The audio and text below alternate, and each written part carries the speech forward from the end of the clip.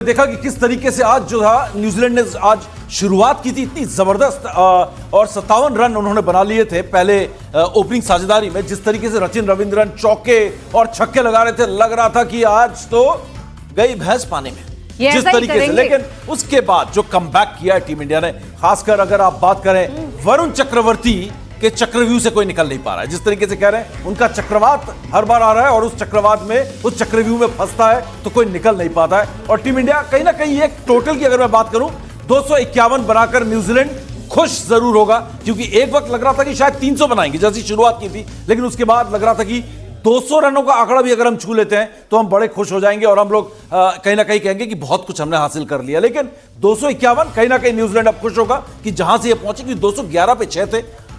8वें 9वें number के बल्लेबाजों ने यहां पर करीब 40 रन यहां पर जोड़े हैं। तो ये एक चिंता का विषय है कि हमारे स्पिनर्स ने, हमारे तेज गेंदबाज खासकर शमी ने जो रन्स दिए और जो न्यूजीलैंड के आखिरी के पुंचल्ले बल्लेबाज थे वो करीब करीब 40 रन जोड़ने में कामयाब हो गए। थोड़ा सा स्कोर बता दिया जाए फटाफट, बिल्कुल, किसने क्या क्या किया।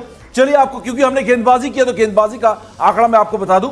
मोहम्मद शमी की अगर बात करें तो 9 ओवर में 74 रन दिए, खासे महंगे साबित हुए हैं 74 रन, लेकिन विकेट सिर्फ एक, करीब करीब 9 के औसत से रन दिए उन्होंने।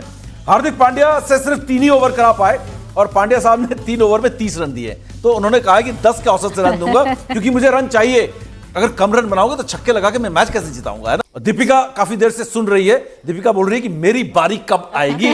दीपिका की बारी आ गई। समीम जी, मुझे लगता है ठीक ठाक मतलब भर का स्कोर तो न्यूजीलैंड ने बना लिया। अब इंडिया उसे चेस करने के लिए, क्योंकि लग नहीं रहा था कि 250 तक भी पहुंच पाएंगे। न्यूज रूम में भी काफी शर्तें लग रही थी, लेकिन 250 आपने भी लगाई शर्त? आपने लगाई है? हमने लगाई है, पिज्जा खिलाऊंगी जिन जिन लोगों से लगाई है। अच्छा। लेकिन अभी टीम इंडिया इसे चेस करने के लिए क्या स्ट्रैटेजीज उनकी, आप क्यों खिलाएंगी? आप किससे, मतलब आप हारेंगी तो खिलाएंगी या जीतेंगी तो खिलाएंगी? मुझे लगा था कि ये लोग 250 नहीं बना पाएंगे। अच्छा, न्यूजीलैंड। अच्छा, लेकिन अब बना लिया। अब टीम इंडिया इसे चेस करने के लिए क्या स्ट्रैटेजी? स्लो खेलना होगा टीम इंडिया को, क्योंकि न्यूजीलैंड के पास भी एक से एक स्पिनर्स हैं।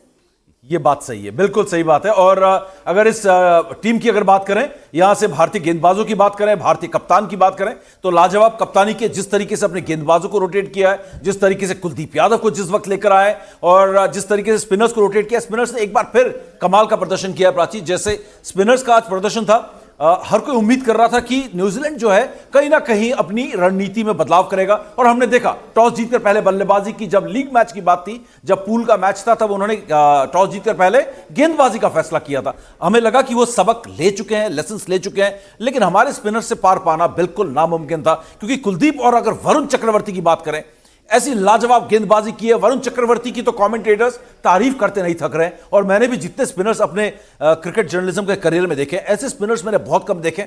शायद अनिल कुंबले अपने पीक में इतने खतरनाक और ना, उनका जो खौफ होता था, लगता था कि हर गेंद में विकेट ले लेंगे, अनिल कुंबले, हरभजन सिंह ही दिखे। उसके अलावा कोई ऐसा स्पिनर मुझे दिखा नहीं जिसकी गेंद इतनी ड्रिफ्ट करती है, यानी कि हवा में ही चलती है और हवा में ही जो है डायरेक्शन बदलती है और उसके बाद स्पिन होती है और विकेट लेकर चली जाती है। लाजवाब गेंदबाजी वरुण चक्रवर्ती। बिल्कुल उम्मीद भी उन्होंने ही जताई ना। शुरुआत में जिस तरीके से न्यूजीलैंड खेल रही थी, ऐसा लग रहा था कि ये जो स्कोर है ये बहुत ऊंचा जा सकता है, और वाकई में डर लगने लगा था कि फाइनल के इस मैच में कुछ गड़बड़ तो नहीं हो जाएगी। लेकिन वरुण चक्रवर्ती आते हैं, पहला विकेट यंग का झटकते हैं और उसके बाद एक एक करके फिर उसके बाद कुलदीप यादव आते हैं। कुलदीप यादव अपने जो गेंदबाजी है उसका जादू करते हुए नजर आते हैं। तो ये कहा जा सकता है कि आज हमारे जो बॉलर्स हैं, लग रहा था कि बहुत तेजी के साथ न्यूजीलैंड रन बना रही है, लेकिन उनको रोका।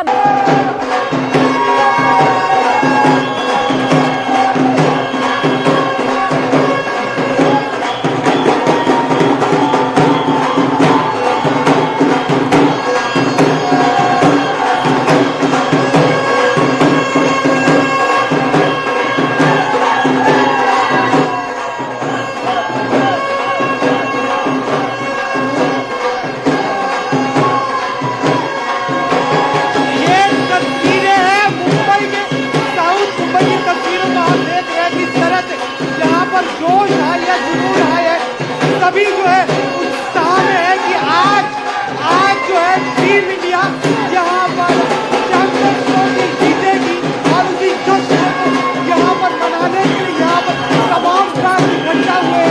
एक बड़ा दिन है मुंबई करों के लिए, क्योंकि मुंबई के जो प्लेयर है रोहित शर्मा, वो यहाँ पर कमाल करने वाले हैं, सेंचुरी बनाने वाले हैं।